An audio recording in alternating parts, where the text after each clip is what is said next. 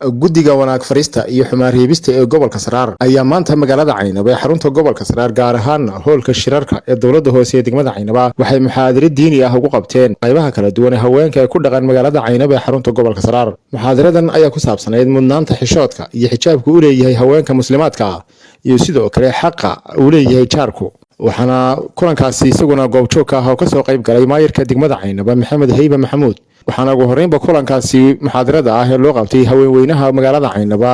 halkaasi ka hadlay gudoomiyaha guddiga wanaag farista iyo xumaan reebista ee gobolka Saraar Sheekh Cabdi Wadaad iyo sidoo kale Sheekh Maxamuud Maxamed Aadan Food oo ka mid ah guddigaasi. waxayna halkaasi wacdi diini ah oo ku saabsan mudnaanta xijaabka halkaasi uga jeediyeen haweenkii kala duwan ee ka soo qayb galay muxaadaradaasi. xishoodku saddex buu u qaybsamaa. تكوبد وحوي الحياء من الله إن إلهي لغا حشوضه كاللبادنا والحياء من الناس تدك إن لغا حشوضه كصدحانا وحياء العبد من نفسه قفك نفتي يقول لي سينو كحشوضه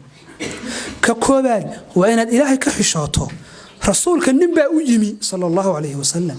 وحكول رسولك إلهي يدر دارا كسا رسولك وحكولي أوصيك وحان كودر دار ميا أن تستحي من الله عز وجل إن الإلهي أغحشوته كما تستحيي من الرجل الصالح من قومك سيدا أدو غحشوته ننك قبك أتلكتهين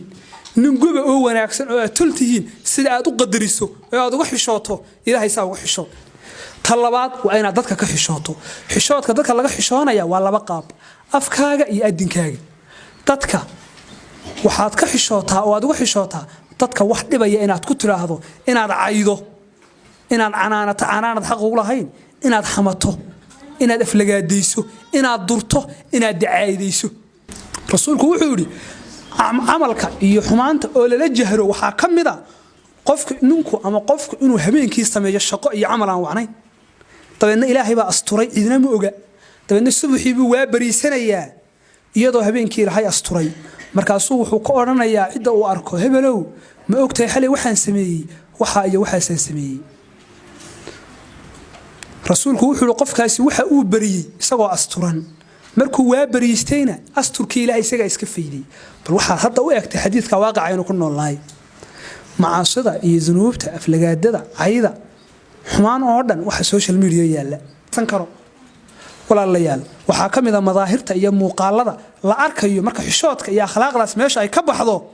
ragga oo dumar iska dhiga iyo dumarka oo rag iska dhiga. rasuulku sallallahu alayhi wasallam waxa uu nacdalay ragga dumarka isu ekaysiya iyo dumarka ragga isu ekaysiya. isu ekaysiintaasna hadalkay noqotaa oo hugay noqotaa oo habdhaqankay noqotaa sida ay runtu u hadlayso haday isniinayso oo ay nin iska dhigayso way nacdalan tahay nacdal baa ku socota. huga haday hugi ragga qaadanayso ama sidii ragga u soconayso gabadhaasi ma hawliyara waa nacdalan tahay. ninku haduu isdumareeyo oo isnaageeyo oo sidooda u dhaqmo sidooda u hadlo sidooda gacmaha u lulo sidoodii noqdo nin ma kaasi waana nacdalayay walaalayaal waxaan waa dabeecad qofka yadaayaan tii hada sheekhu inoo sheegay ee ahayd hablu inay dibadda u soo baxaan iyagoon xijaabnayn hooyooyinku inay soo baxaan iyagoo shalmada yariirsita iyo waxa cimaamada moodo oo aan xijaabkii sidan oo aan jidkoodii asturin qofkaasi waxa yeedeystay. inaguna inaynu la shaqeyno aad iyo aad bay muhiim ugu tahay inaynu la shaqeyno aad bay muhiim way wadanaheeni muxaadarada aynu soo qaban qaabanay aan ugu talagalay anagoo ah lajnada amr bil ma'ruf wa nahy anil munkar inaanu khaasatan dumarka aanu galabta oo jimcaha halkaas aan ugu qabanno maadaama ay muhiim yihiin oo ay yihiin lafdhabartii ummadda ay yihiin ilaahay nagu anfaco allah inagu anfaco الله ينقون فعو وانا يوعدقا محاضرة هالكا قيمكا ينقو قبطي iyo maayirka oo inagala soo qayb galay inoo furay howlkan aynu markaa isugu nimi ee dawladda hoose isagana ilaahay tabaaraka wa tacaala miisaanka xasanaadka allah u saaro hawsha uu inoo hayay aynu u egminay ee gobolka duqi magaalada maayirkii weeyaan isagana ilaahay tabaaraka wa tacaala danaheenna uu markaa inoo haye inoo maamulay allah uu fududeeyo ilaahay tabaaraka wa tacaala allah ku taageero culimada muhiim weeye in loo duceeyo madaxda in loo duceeyo iyo hoggaanka in loo duceeyo waa min diin shariicada diinta islaamkaana ina faraysa ilaahay tabaaraka wa tacaala miisaanka xasanaadkana ha u saaro mas-uuliyaddiisana ilaahay ha ku taageero oo ha ku garab galo.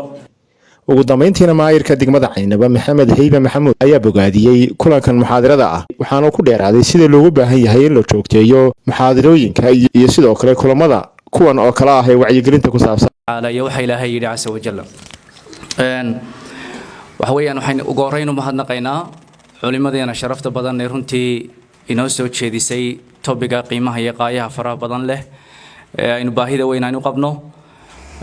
sidoo kale waxaan u mahad celinayaa hooyooyinka iyo habaryaraha iyo walaalaha iyo eedooyinka runtii iyaguna ka soo qayb galay ee soo ajiibay ayaan iyagana aad ugu mahad celinayaa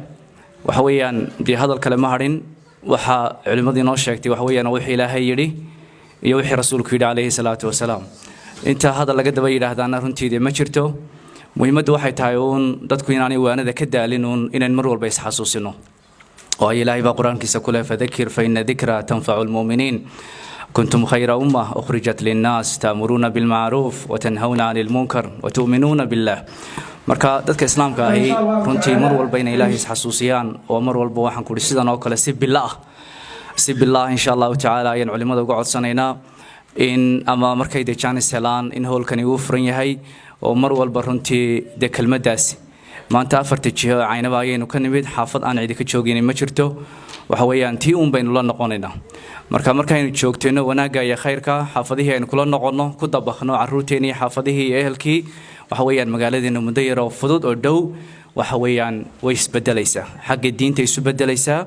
waxa weeyaan xagga akhlaaqiyadka xaafadda iyo hooyooyinkii bay isu bedelaysaa xagga hablihii iyo meel walba iska waayo warshada gurigu waa hooyada haday isbedesho inanta walaashay haday isbedesho